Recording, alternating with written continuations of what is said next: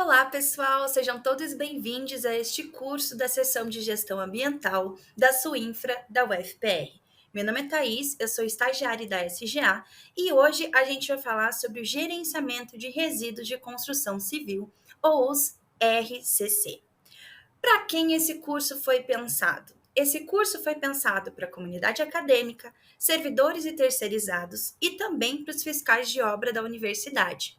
E o que nós vamos aprender nesse curso é desde o que é um pouquinho a definição de resíduos sólidos e quais os seus tipos, o que diz a Política Nacional de Resíduos Sólidos, o que é um PGRS, o que são resíduos de construção civis e como eles são classificados, qual que é o manejo dos resíduos de construção civil em Curitiba, o que é e qual que é o conteúdo mínimo de um PGR-CC e de um RGR-CC, e como realizar um bom monitoramento e fiscalização de resíduos no canteiro de obras. Então, vamos começar.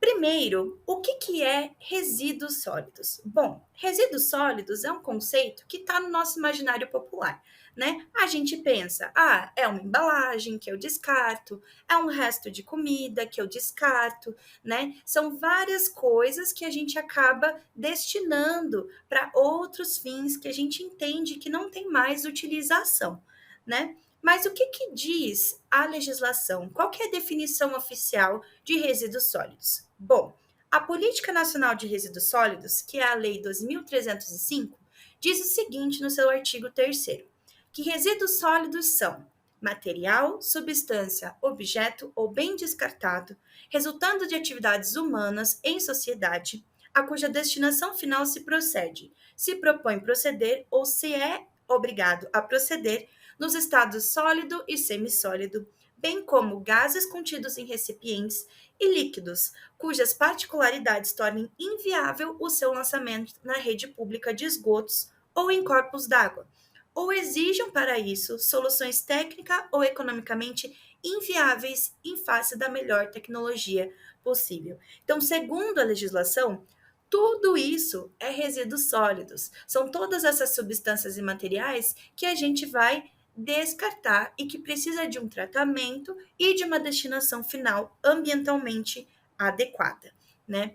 Os resíduos sólidos podem ser separados por tipos. E como que a gente define os tipos de resíduos sólidos? Bom, primeiro a gente pode olhar para a origem desse resíduo. Ele pode ser domiciliar, ele pode vir da limpeza urbana, podem ser resíduos sólidos urbanos, industriais, de serviços de saúde, de construção civil, de prestadores de serviço, de saneamento básico, mineração e muitos outros. Todas essas definições e todas essas origens vão estar lá na Lei 12.305. Além disso, a gente pode classificar os resíduos sólidos de acordo com a periculosidade. Ou seja, se eles podem causar dano tanto à saúde quanto ao meio ambiente, né? Dentro da periculosidade, lá na NBR 10.004, a gente vai ter a separação de resíduos perigosos e não perigosos. E os resíduos não perigosos ainda podem ser separados em resíduos inertes e não inertes. Resíduos inertes são aqueles que não vão interagir e reagir com o meio, enquanto que os não inertes vão ter essa característica e por isso precisam de um tipo de destinação um pouco diferente. O que traz, então, a Política Nacional de Resíduos Sólidos? Bom, esta lei, que é a Lei 12.305, lá de 2010, tem como objetivo principal trazer uma conscientização, um melhor monitoramento e fiscalização dos resíduos gerados no país, né? E ela traz alguns princípios, né? Eu gostaria de destacar aqui os princípios 1, 3, 6 e 7, que são o seguinte: prevenção e precaução, ou seja, a gente prevenir a geração de resíduos, né? Começar por aí. Visão sistêmica na gestão de resíduos sólidos, ou seja, a gente olhar desde o início da geração dos resíduos até a destinação final, e não só naquela parte que a gente acha que nos cabe, né? A cooperação entre as diferentes esferas do poder público, setor privado e demais segmentos da sociedade, né? Todos precisamos cooperar e colaborar de certa forma para que o gerenciamento dos resíduos sólidos seja feito corretamente e, por fim, a responsabilidade compartilhada, né? Ou seja, a minha responsabilidade enquanto cidadão não acaba no momento em que eu jogo o resíduo no lixo, né? Em que eu mando o resíduo para coleta seletiva. A minha responsabilidade é compartilhada com todos os outros setores, né? Eu achei esses princípios muito importantes para a gente poder prestar um pouco de atenção e a gente entender o porquê que existe planos de gerenciamento de resíduos sólidos e demais documentos que vão garantir que a Política Nacional de Resíduos Sólidos aconteça, né? Esse primeiro mecanismo, esse primeiro documento que a gente vai ter, que é o PGRS, o que ele é? Ele é um documento que ele vai contemplar desde a caracterização dos resíduos gerados pelas empresas e instituições, assim como toda a sua gestão e destinação, né? E o objetivo principal é gerar essa consciência acerca da quantidade do resíduo gerado, como que o resíduo tem o seu manejo feito, como que ele é condicionado, para onde que ele vai, né? E promover dessa forma uma gestão eficiente dos resíduos e uma melhora tanto na qualidade do meio ambiente quanto na saúde pública também.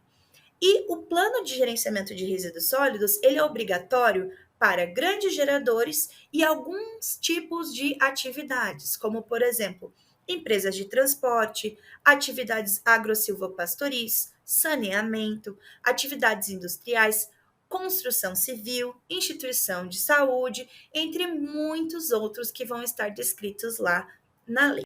Então, vamos agora falar especificamente dos resíduos sólidos de construção civil, ou RCC, né? Quem que são esses resíduos de construção civil? Bom, acho que a gente consegue imaginar que esses resíduos podem ser tijolos, telha, restos de cal, de areia, de cimento, né? Então, vamos ver o que a legislação tem a dizer sobre a definição dos resíduos sólidos de construção civil. No caso dos resíduos sólidos de construção civil, a gente vai seguir a resolução do CONAMA, número 307 de 2002. E no artigo 2º, ela vai dizer o seguinte: resíduos da construção civil são os provenientes de construções, reformas, reparos e demolições de obras de construção civil e os resultantes da preparação e da escavação de terrenos, tais como tijolos, blocos cerâmicos, concretos em geral, solos, rochas, metais, resinas, colas, tintas, madeiras e compensados, forros, argamassa, gesso, telhas, pavimento asfáltico, vidros, plásticos, tubulações, fiação elétrica, entre outros, comumente chamados de entulhos de obras, caliça ou metralha. Então, isso é o que a legislação tem para dizer para a gente sobre quem são os resíduos de construção civil, né? E agora, olhando um pouco para a situação nacional da geração de resíduos de construção civil, para a gente poder entender um pouquinho o porquê que é tão importante a gente fazer um bom gerenciamento e a gente ter planos de gerenciamento, a gente ter um monitoramento na obra com relação a esses resíduos. Bom, segundo o CNIR, no relatório de 2019, em 2019 foram gerados 115 milhões de toneladas de resíduos de construção civil. Desses 115 milhões, apenas 5,9 milhões de toneladas foram destinados a aterro e 845 mil toneladas foram destinados à reciclagem. Eu acho que a gente consegue ver por meio desses números que tem uma perda. Em algum lugar, a gente está perdendo resíduos que poderiam ir para uma destinação ambientalmente adequada ou para reciclagem, né? E esse é um problema nos resíduos de construção civil. Acontece bastante o descarte irregular em encostas, em terrenos baldios, né? Formação de entulhos de resíduos que só ficam lá. E esses resíduos têm destinação correta. Por isso é tão importante a gente ter toda essa preparação, esse gerenciamento e esse manejo dos resíduos de forma adequada. Todos esses números são da situação nacional. Vamos olhar então para a situação do Paraná especificamente. Apesar dos números serem diferentes, a tendência segue muito parecida à tendência nacional. Então, a gente tem a geração em 2019, segundo o CNIR, de 12,6 milhões de toneladas de resíduos de construção civil. Isto representa 11% da contribuição nacional naquele ano, só o Paraná.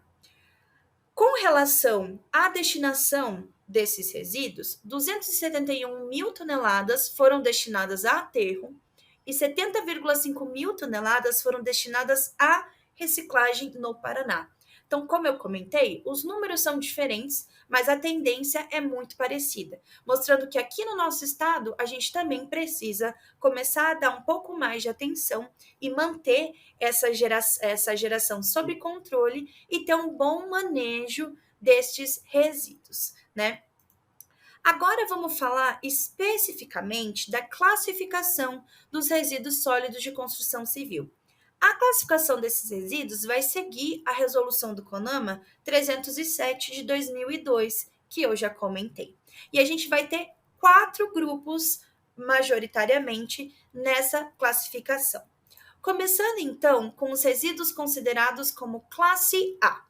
Os resíduos classe A são os resíduos reutilizáveis ou recicláveis. São aqueles que podem ser reaproveitados muitas vezes na própria obra, né? E são resíduos de construção, demolição, reforma e reparos de pavimentação, edificações, obras de infraestrutura, solos provenientes de terraplanagem, componentes cerâmicos, argamassa, concreto, peças pré-moldadas, e alguns exemplos desses resíduos são os que a gente pode ver aqui nos slides. Por exemplo, telhas, tijolos, peças pré-moldadas e cerâmicos, além de areias, solo não contaminado, cimento, cal, rocha, concreto e outros trituráveis. A gente tem uma lista bem grande de resíduos que podem ser considerados reutilizáveis ou recicláveis. Eles podem ter esse reaproveitamento na própria obra, ou eles podem também ser destinados a empresas que se especializam na reciclagem de resíduos de construção civil. Agora vamos falar dos resíduos considerados classe B. Os resíduos classe B são resíduos recicláveis para outras destinações. Eles se assemelham muito aos resíduos recicláveis domésticos em alguns momentos, né? Então a gente tem, por exemplo, plásticos diversos, seja de embalagens, garrafas, sacos, plásticos filmes e plástico bolha. A gente tem papéis e papelões, como por exemplo, caixas de embalagens, papéis diversos e outros materiais, como madeiras de construção, metais, gesso, vigas e vidro. Uma atenção especial ao gesso, porque recentemente ele foi reclassificado. Então, agora o gesso passa a ser considerado resíduo classe B. Quando a gente fala, então, dos resíduos classe A e B, a gente está falando dos resíduos recicláveis, de alguma forma. Já os resíduos classe C são aqueles resíduos considerados não recicláveis. São os resíduos que não possuem tecnologia para sua reciclagem ou não têm aplicação econômica viável para fazer essa reciclagem, além de não poderem ser reutilizados na própria obra.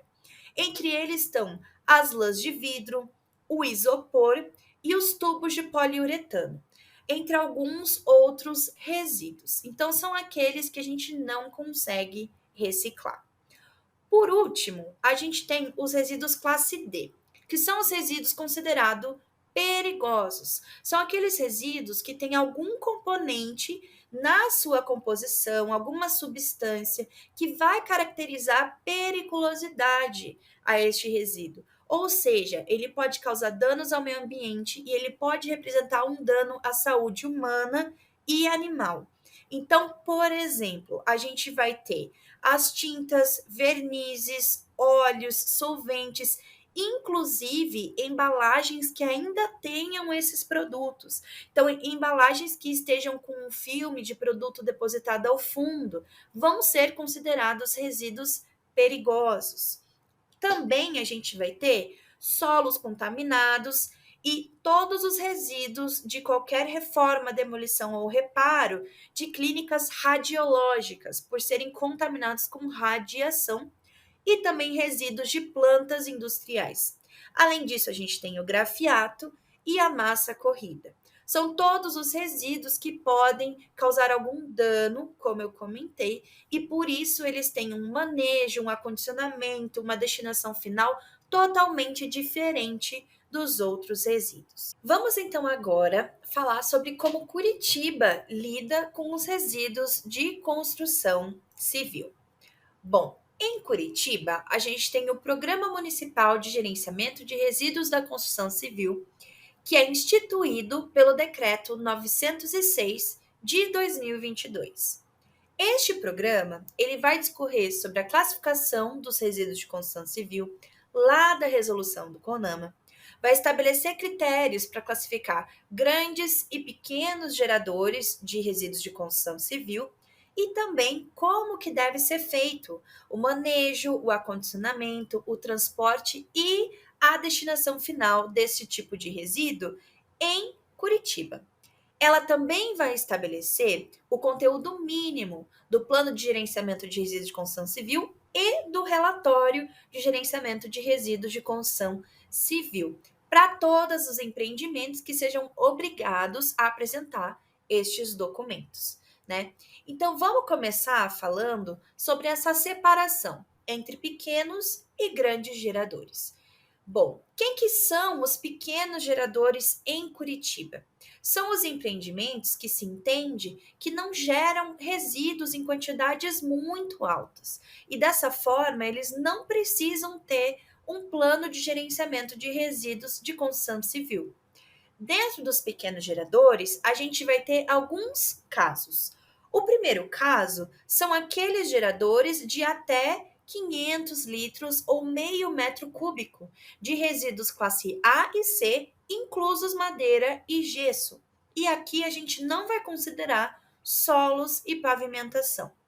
O que deve acontecer? Qual que é o protocolo? Bom, esses resíduos devem ser segregados por tipo, segundo a sua classificação. Madeira e gesso também devem ser segregados à parte. E tanto a coleta, o transporte e a destinação final vai ser responsabilidade do município, da prefeitura de Curitiba. Então, o cidadão, ele precisa contactar a Secretaria Municipal de Meio Ambiente de Curitiba pelo telefone ou pelo e-mail e solicitar a retirada desses resíduos. Após fazer a solicitação, ele vai acomodar esses resíduos no passeio de uma forma que não atrapalhe o fluxo de pessoas nem de carro, e a prefeitura vai vir e vai coletar esses resíduos de construção civil. Esse é o primeiro caso dos pequenos geradores. Agora, para aqueles geradores que geram entre 500 litros ou meio metro cúbico e 2.500 litros ou 2,5 metros cúbicos de resíduos classe A e C, exceto novamente solos e pavimentação, o protocolo é um pouco diferente. Se você está dentro dessa faixa, você tem que primeiro segregar os resíduos por tipo, e então a coleta, transporte e destinação final vai ter um pouco de responsabilidade compartilhada. Então, o cidadão, ele vai precisar transportar estes resíduos até um centro de recebimento e de transbordo do município, e a destinação final ambientalmente adequada vai ser feita pelo município.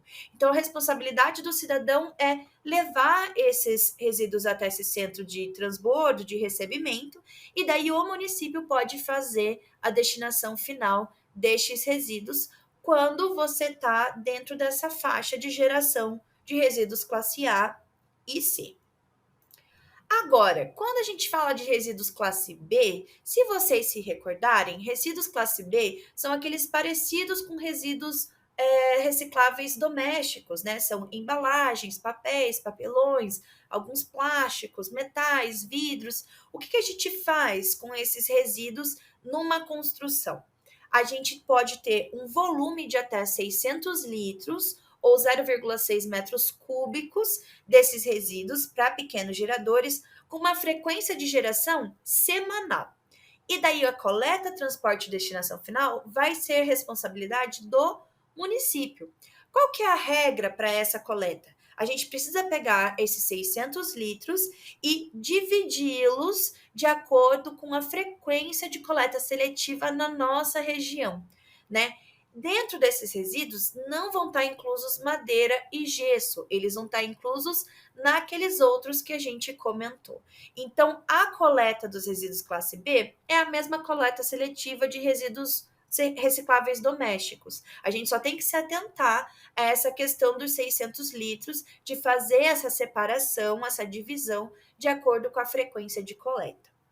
Agora, quando a gente fala de resíduos classe D, que são resíduos perigosos, com exceção dos resíduos que contenham amianto, a gente vai ter um limite de volume desses resíduos. O limite é 10 unidades de lâmpadas fluorescente e até 10 quilos de outros tipos de resíduos perigosos, né? Os resíduos perigosos, eles não podem ser destinados com outros tipos de resíduos. Eles não podem ser destinados como coleta de resíduo comum ou coleta de seletiva, de resíduos recicláveis. A gente precisa de uma atenção especial para eles.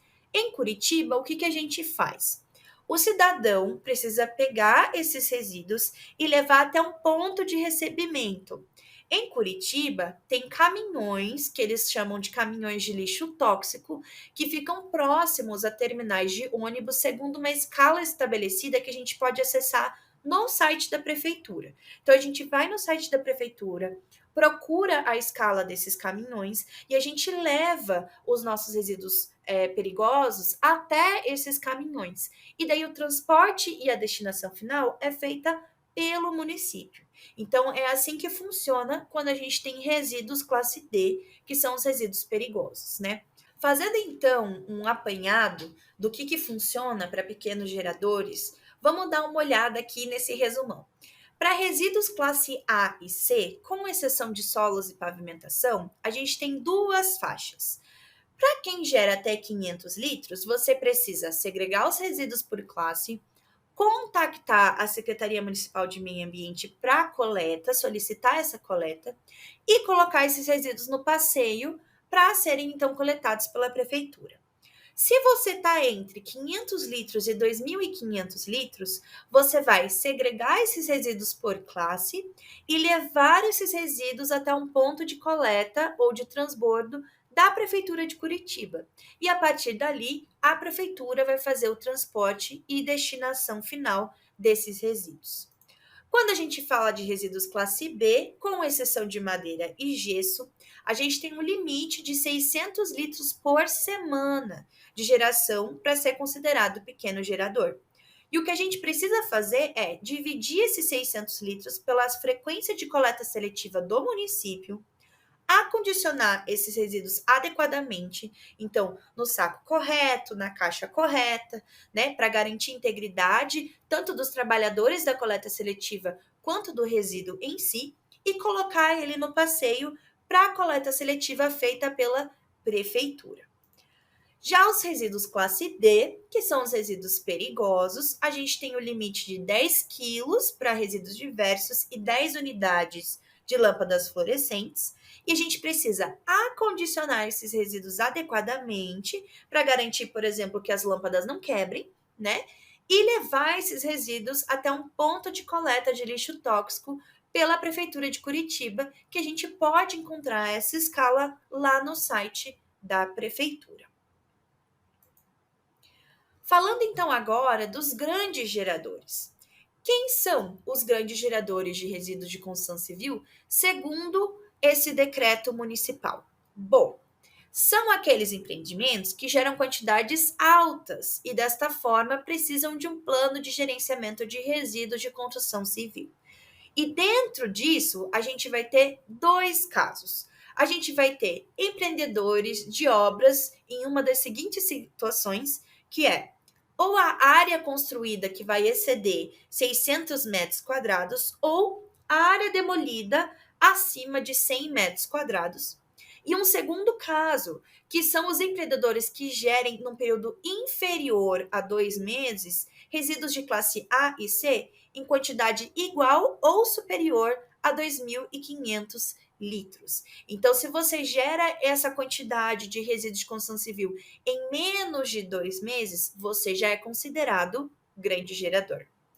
E qual que é a diferença? Grandes geradores devem obrigatoriamente apresentar para a Secretaria Municipal de Meio Ambiente 2 documentos, que é o Plano de Gerenciamento de Resíduos de Construção Civil, que é um documento que vai ser entregue antes da obra iniciar, e ele é obrigatório para conseguir o alvará de construção ou o de demolição. E ao final da obra, você também precisa entregar o relatório de gerenciamento de resíduos de construção civil, que ele vai ser feito durante a obra e ele é obrigatório para conseguir obter o certificado de conclusão da obra ou de demolição. Então, uma das diferenças entre os grandes e os pequenos geradores é que os grandes geradores vão ter essa obrigatoriedade, enquanto os pequenos geradores não têm. Bom, dentre os documentos que os grandes geradores precisam ter obrigatoriamente, a gente vai começar com o Plano de Gerenciamento de Resíduos de Construção Civil. O que é o PGR-CC? Bom, ele é um documento que vai ser elaborado pelo gerador, pelo empreendimento, pela construtora, que vai conter a caracterização, a triagem, o manejo e a destinação final dos resíduos que serão gerados durante a obra. Quem pode realizar esse tipo de estudo e fazer esse plano é um profissional com capacidade técnica para este fim. E ele é obrigatório para todos os grandes geradores de RCC e também para obras públicas, como obras da Sanepar, da Copel, da Compagás e por aí vai. Esse documento ele vai ser obrigatório para fazer solicitações de alvará para construção, demolição, ampliação e reforma, e também para construção de unidade residencial dentro de condomínios. O plano de gerenciamento de resíduos de construção civil, ele vai ter diversas etapas. Então vamos olhar um pouquinho quais são essas etapas. A gente vai ter 5 etapas principais, que vai ser caracterização, triagem, acondicionamento, transporte e destinação final. E agora a gente vai olhar cada uma delas com um pouco mais de atenção. Bom, a caracterização é a primeira etapa do PGR-CC. E o que ela é? É você classificar, caracterizar os resíduos gerados conforme sua classe e quantidades. Então, a gente vai dizer se é um resíduo classe A, classe B, classe C, classe D. A gente vai medir, quantificar o quanto desses resíduos que vai ser gerado durante a obra e somar a quantidade total destes resíduos. A gente segue um modelo que já está pronto, que está lá no site da Prefeitura de Curitiba para baixar, e a gente vai preencher esse documento de acordo com este modelo. E quem vai fazer este documento é o gerador de resíduos por meio de um responsável técnico. Essa, então, é a primeira etapa deste plano. A segunda etapa é a etapa de triagem. O que é a triagem? É a separação destes resíduos, de acordo com a classe, com as características físico-químicas e com a possibilidade de reciclagem e reaproveitamento destes resíduos. E essa triagem, ela vai ser feita no próprio local, né? Você pode designar um local específico da obra para fazer essa triagem. E você vai precisar também de uma equipe treinada que saiba identificar a classe de cada um desses resíduos e saiba separá-los adequadamente. Essa etapa ela é muito importante para você garantir que os resíduos que podem ser reaproveitados sejam reaproveitados, que você tenha noção realmente se a quantidade que foi medida de cada resíduo está correta. Então, é uma etapa muito importante e precisa ser feita com muito cuidado. A etapa seguinte que a gente vai ter vai ser o acondicionamento. O que é o acondicionamento? É você confinar esses resíduos em um local apropriado para eles serem, então, transportados, né?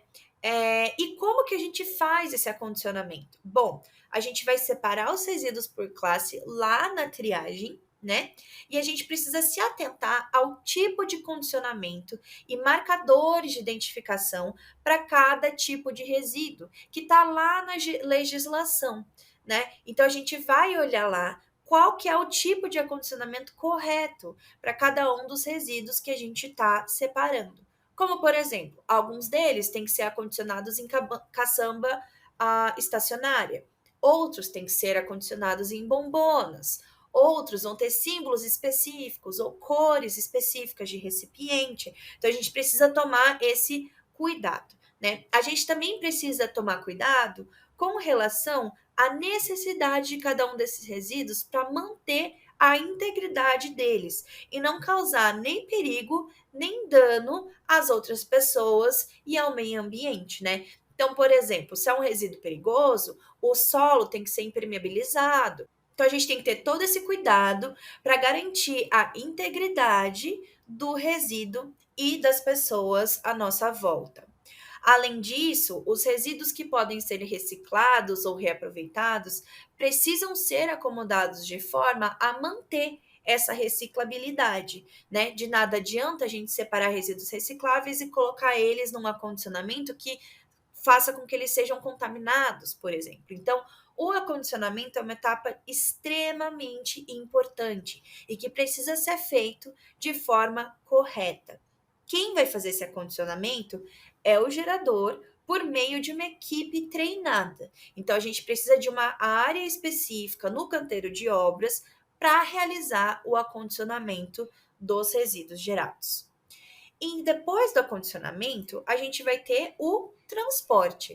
O que é o transporte? É você levar esse resíduo até o local onde ele vai ser descartado, tratado ou reaproveitado, né? E como que a gente faz o transporte desses resíduos? Bom, a empresa, o empreendimento, a construtora precisa contratar uma empresa de transporte. E essa empresa de transporte, ela tem que seguir as normas específicas de cada tipo de resíduo, para garantir que o resíduo chegue até o destino final com sua integridade garantida, e zelando também pela segurança de todas as pessoas, do começo ao fim do transporte. Além disso, é obrigatório a gente fazer o manifesto de transporte de resíduos, que é um documento que você gera lá no CNIR para mostrar qual é a quantidade de resíduos que foi gerada e qual é a empresa que está fazendo esse transporte, para onde ele está sendo levado, né? A gente tem algumas leis, tanto federais quanto algumas normas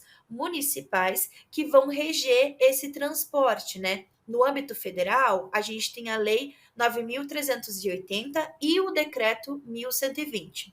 Já em Curitiba, as normas vigentes vão ser as leis municipais 7.972 e 9.380 e os decretos municipais 1.120, 609 e 816.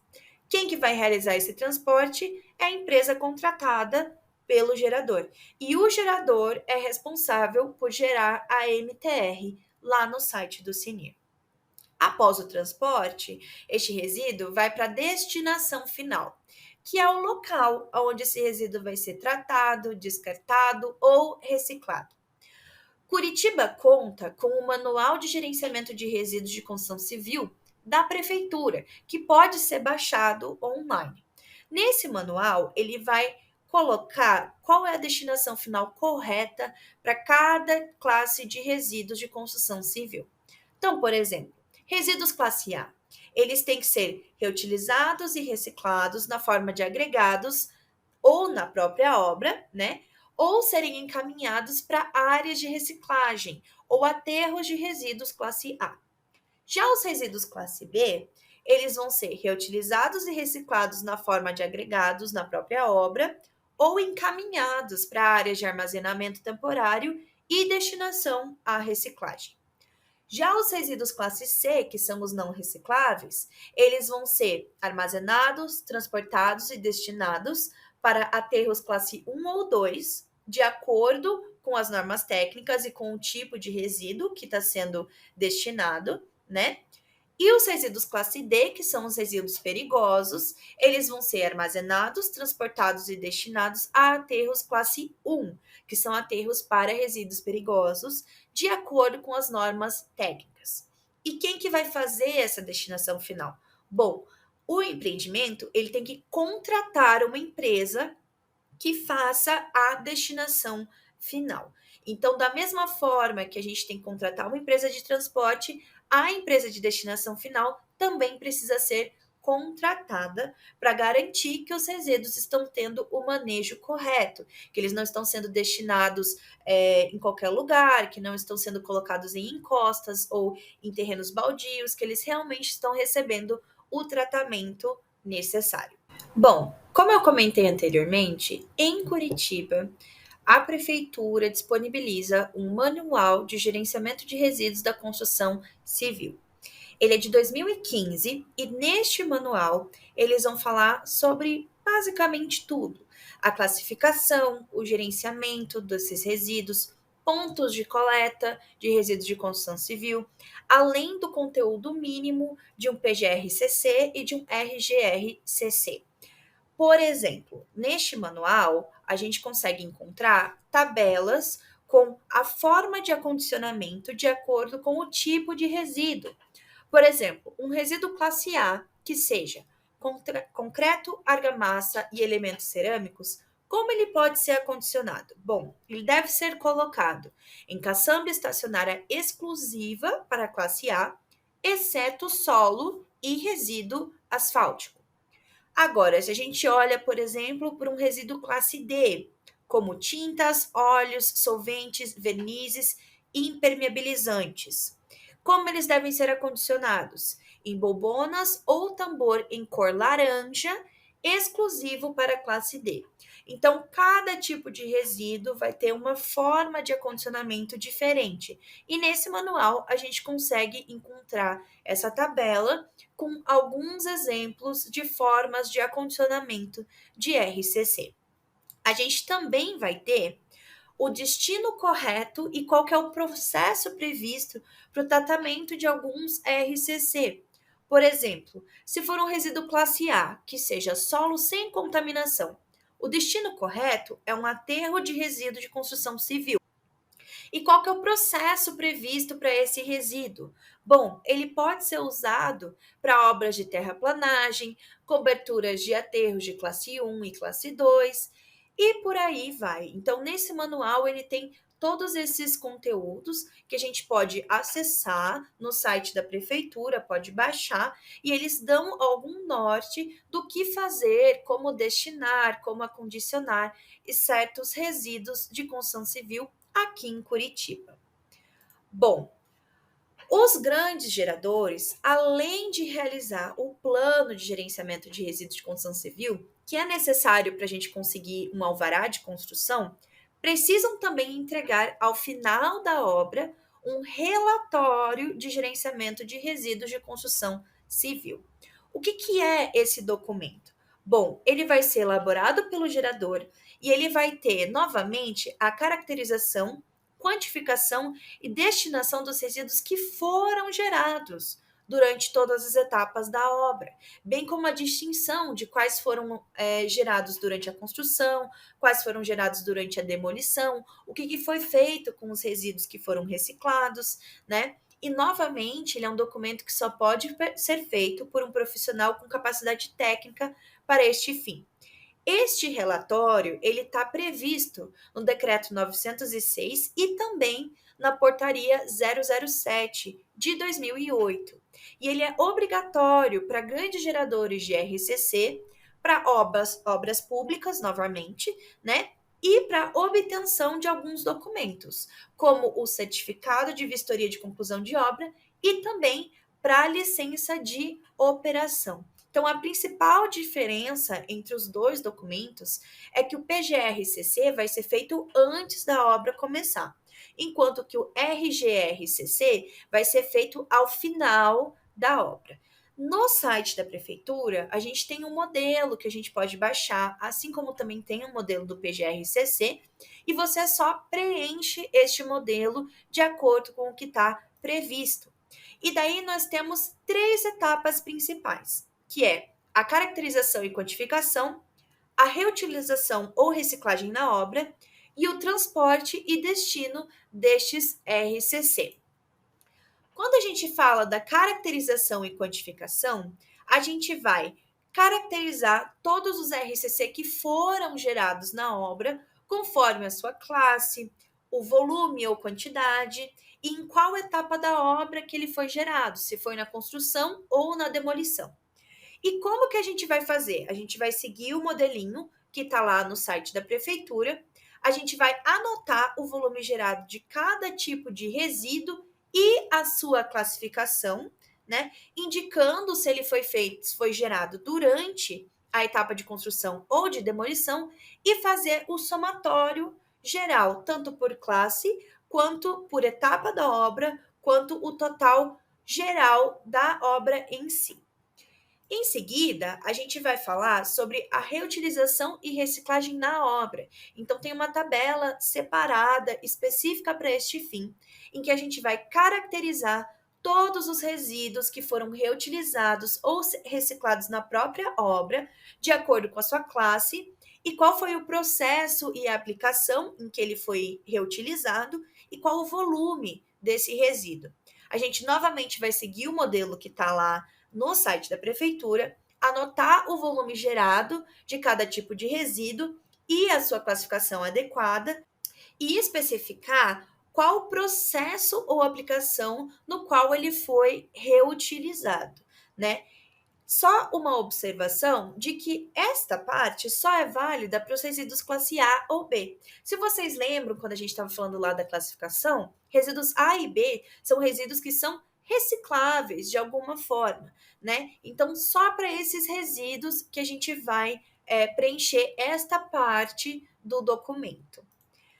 A parte seguinte é o transporte e destino dos RCC.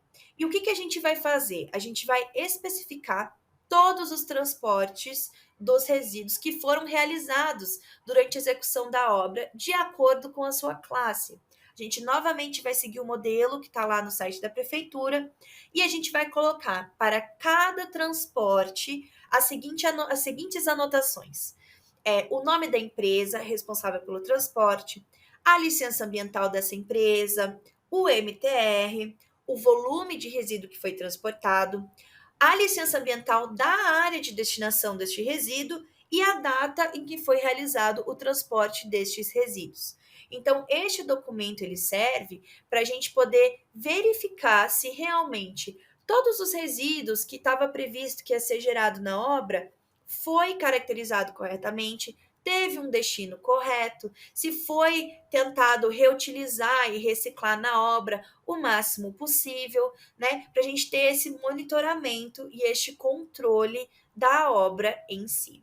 Por isso que é muito importante, durante a obra, a gente fazer os monitoramentos e a fiscalização do manejo e do gerenciamento dos resíduos, para garantir que, ao final, por exemplo, quando você for preencher esse relatório, você consiga preencher ele de uma forma muito mais prática e que todos os dados estejam corretos, né? Que realmente foi tentado reciclar o máximo possível, reaproveitar o máximo possível, que todos eles receberam o destino correto e tudo mais, né? É por isso, então, que agora a gente vai falar bem brevemente sobre o monitoramento e a fiscalização do gerenciamento de resíduos na obra, né?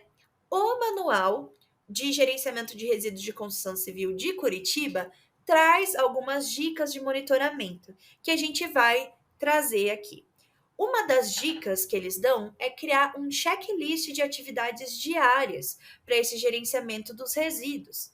E nesse checklist incluir a quantidade de resíduos gerados no dia e qual o tipo de resíduo que foi gerado, quais desses resíduos podem ser reaproveitados e reutilizados na própria obra, checar se a segregação está sendo feita corretamente, se o transporte interno dos resíduos está acontecendo de forma segura, de forma sustentável e correta, se está garantida a integridade desses resíduos, se os resíduos não estão quebrando no meio do caminho, né? Verificar se o acondicionamento e a identificação desse acondicionamento está sendo feito correto e está em boas condições, né? Verificar se a frequência de coleta de resíduos e de transporte para a destinação final está atendendo às necessidades da obra, se não está acumulando muito resíduo na obra antes de ser transportado, e isso de certa forma comprometa o acondicionamento e o andamento no local, e acompanhar também a entrega dos MTRs e certificados de destinação final. Ou seja, criar um checklist, alguma tabela, algum documento que seja possível você fazer esse monitoramento dia a dia, conforme a obra anda, para garantir que os resíduos estão sendo gerenciados da forma correta, estão tendo destinação correta e que está sendo reaproveitado e reutilizado tudo que pode e é passível de ser reaproveitado e reutilizado, trazendo até muitas vezes um benefício bem econômico para essa obra, né? Uma economia nos gastos com transporte, uma economia nos gastos na geração de resíduos. Então, é para garantir que o plano está sendo seguido e um bom gerenciamento está sendo feito. Aqui estão algumas referências que eu utilizei para poder preparar essa aula para vocês. Vocês podem encontrar elas facilmente na internet. Tem várias resoluções do CONAMA, algumas normas brasileiras técnicas, né, para os resíduos em si, os relatórios do CNIR, que também são muito interessantes para a gente ter um panorama geral, né, e todas elas vocês podem encontrar com muita facilidade. Então, muito obrigada a todos pela atenção. Espero que esse curso tenha conseguido trazer algumas informações importantes e relevantes para vocês. E quem tiver alguma dúvida ou sugestão, pode entrar em contato tanto comigo quanto direto com a SGA, para a gente poder sanar as dúvidas de vocês e também disponibilizar materiais caso seja necessário. Então, muito obrigada a todos novamente e até mais.